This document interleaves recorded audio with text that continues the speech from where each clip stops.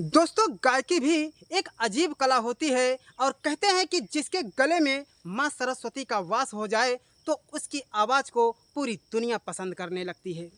इसी गायकी कला को बड़े से बड़े कलाकार स्ट्रगल करते हैं, मेहनत करते हैं, लेकिन किसी का कला छिप जाता है तो किसी का कला छप जाता है। दोस्तों ऐसे ही एक कहानी कोलकाता शहर की है। कोलकाता शहर में वो जो हावड़ा ब्रिज का पुल है, उसी पुल के बगल में ही एक शो हो रहा होता है, जिस शो में गज़ल गाई जा रही होती है। दोस्तों जो गज़ल गा रहा होता है उसकी आवाज़ को पसंद करने के लिए कोलकाता के कोने कोने के लोग उसके शो में जा कर के बड़े ही ध्यानपूर्वक सुन रहे होते हैं।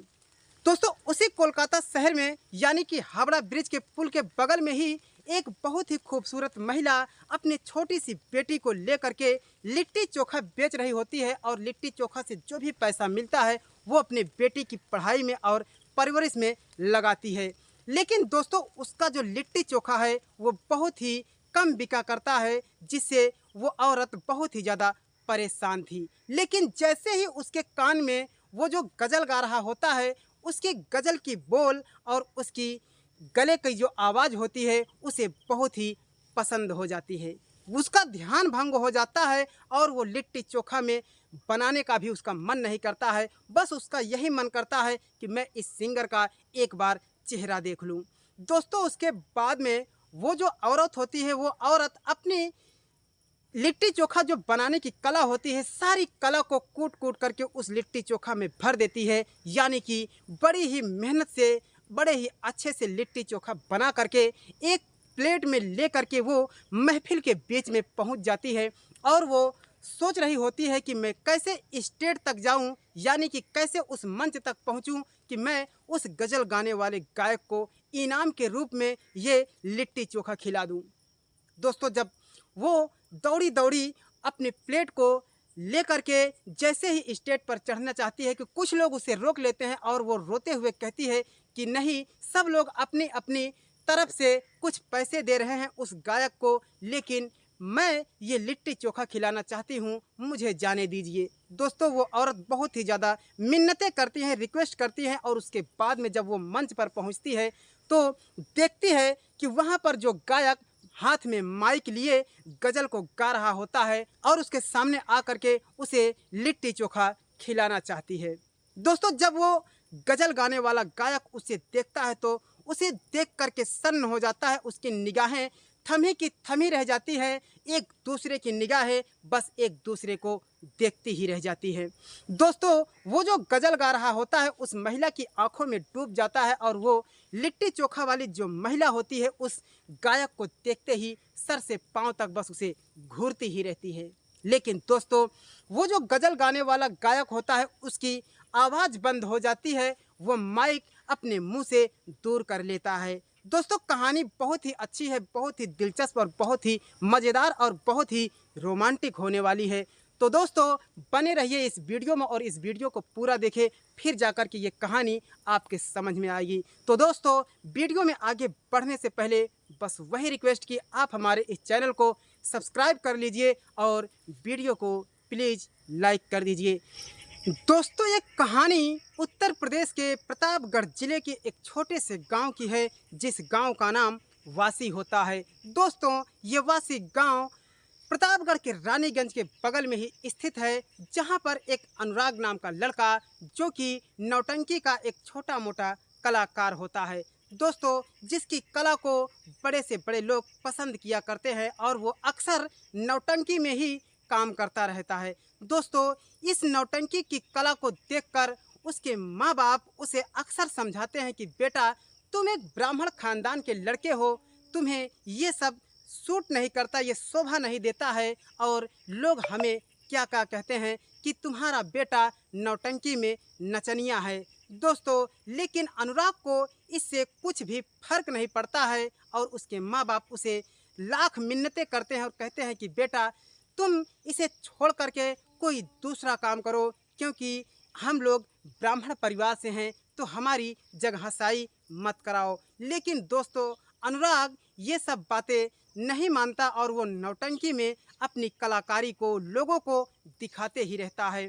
दोस्तों उसकी शादी में भी बहुत ही अड़चने आ जाती हैं कि एक ब्राह्मण का लड़का हो करके ये नौटंकी में कलाकारी करता है, ये नौटंकी में एक नचनिया है, इससे कौन शादी करेगा। लेकिन किसी तरीके से उसके माँ बाप अनुराग की शादी एक सीमा नाम की लड़की से तय कर देते हैं। सीमा भी इतनी सुंदर होती है कि अनुराग सीमा को देख करके मस्त हो जाता है और सीमा भी अनुराग को देखते ही रह जाती है।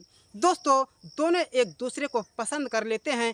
दोस्तों जब अनुराग की बारात सीमा के गांव में जाती है तो अनुराग अपनी बारात में नौटंकी का ही कार्यक्रम किया था। दोस्तों उसी नौटंकी कार्यक्रम में एक कलाकार नहीं आया था, जिसकी वजह से बहुत ही ज़्यादा परेशानी हो जाती है और उस कला की अभिनय को ये अनुराग अपने कपड़े को बदल करके निभा देता है। दोस्तों जब यह बात सीमा के घर में पता चलती है, यानी कि जब बारात से ये बात जा कर के उस लड़की के घर में जाती है तो बहुत ही ज़्यादा अफरा तफरी मच जाती है, क्योंकि इसका खानदान ब्राह्मण का होता है। वहाँ के लोग कहते हैं कि तुम किस लड़के से ये शादी तय कर दिए हो जो लड़का नचनिया है। दोस्तों उसके बाद में बहुत ही ज़्यादा कोहराम मच जाता है, लेकिन किसी तरह से ये शादी हो जाती है। दोस्तों अब जब शादी हो जाती है, जब सीमा दुल्हन बन करके अनुराग के घर में आती है तो पहली रात यानी कि सुहाग रात में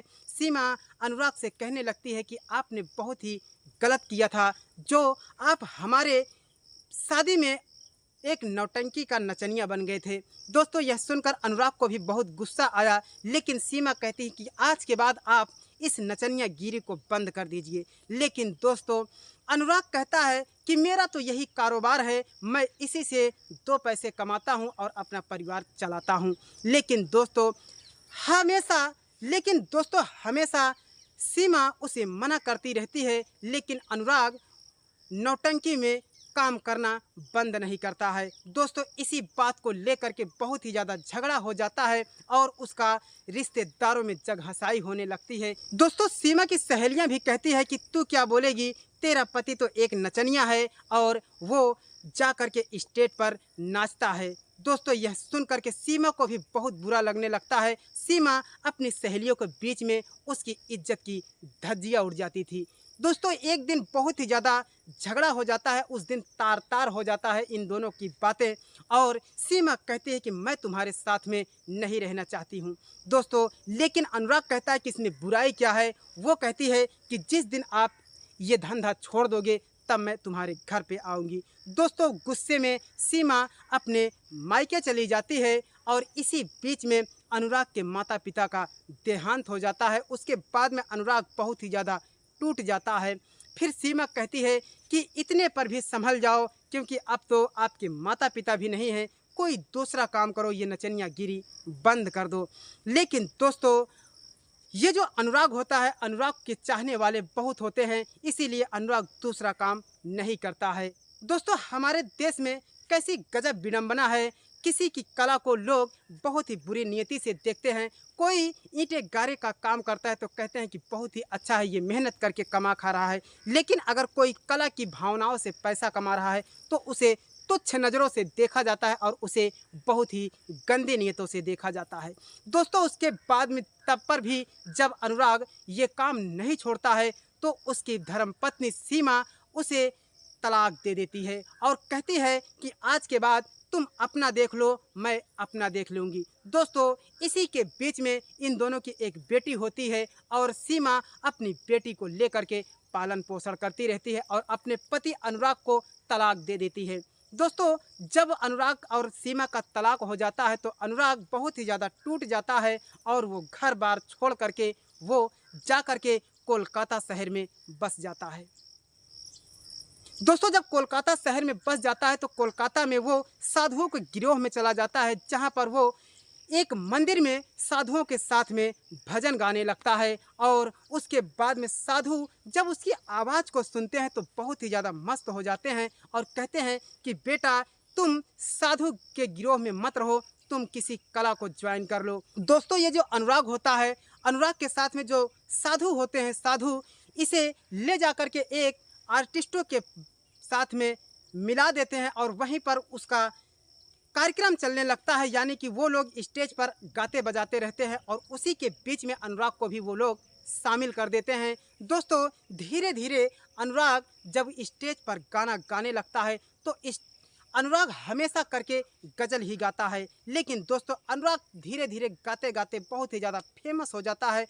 जब भी कोई कार्यक्रम होता है तो उसमें सबसे पहले ओपनिंग सिंगर वही अनुराग ही होता है। इधर दोस्तों वो जो सीमा का दूसरा पति होता है, सीमा का दूसरा पति उसे छोड़ करके किसी दूसरी लड़की के साथ में भाग जाता है। अब सीमा अकेली हो जाती है। सीमा इज्जत अपना बचाने के लिए वो अपने मायके भी नहीं जाती और अपनी बेटी को लेकर के वहीं पर लिट्टी चोखा बेचने का काम करने लगती है।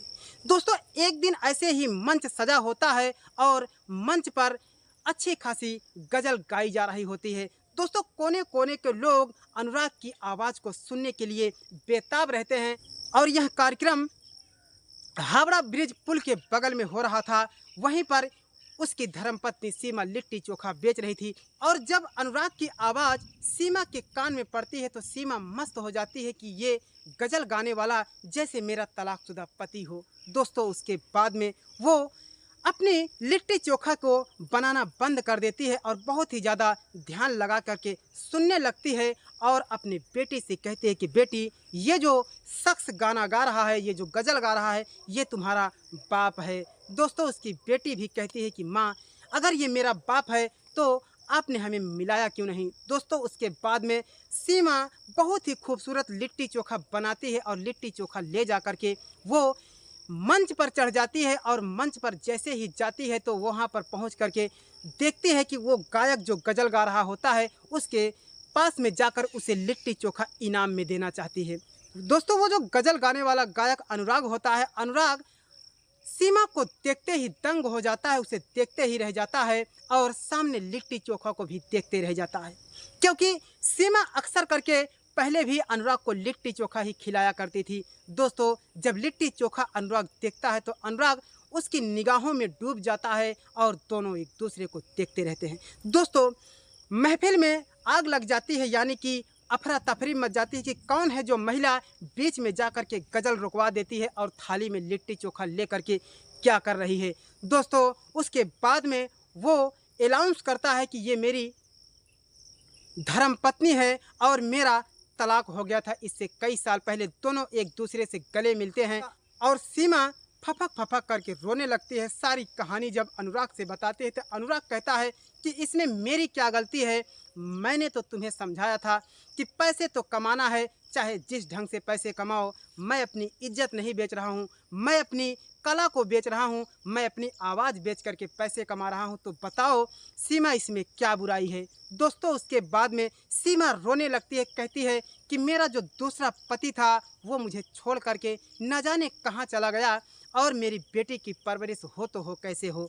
इसी में मैं लिट्टी चोखा बेचने लगी और लिट्टी चोखा में भी ठीक तरह से पैसे नहीं आते हैं तो मेरी बेटी का पालन पोषण और मेरी बेटी का पढ़ाई लिखाई कैसे होगा। दोस्तों उसके बाद में दोनों एक दूसरे को देख करके रोने लगते हैं और सीमा अपने अनुराग से कहते हैं कि मुझे अपना लीजिए और अनुराग कहता है कि मैंने तो शादी का ख्याल ही दिल से निकाल दिया था कि मैं अब जीवन में शादी ही नहीं करूंगा। लेकिन दोस्तों अनुराग अपनी सीमा को गले से लगा लेता है और उसके बाद में हमेशा हमेशा के लिए फिर से वो परिवार जुड़ जाता है और दोनों हंसने मुस्कुराने लगते हैं और अनुराग अपनी गायकी की दुनिया में अपनी आवाज़ की कला बेच करके अपनी बच्ची का और अपनी बीवी का परवरिश करता है। तो दोस्तों ये थी हमारी कहानी। अगर कहानी ज़रा भी अच्छी लगी हो तो इस चैनल को कर दीजिए सब्सक्राइब और वीडियो को कर दीजिए लाइक।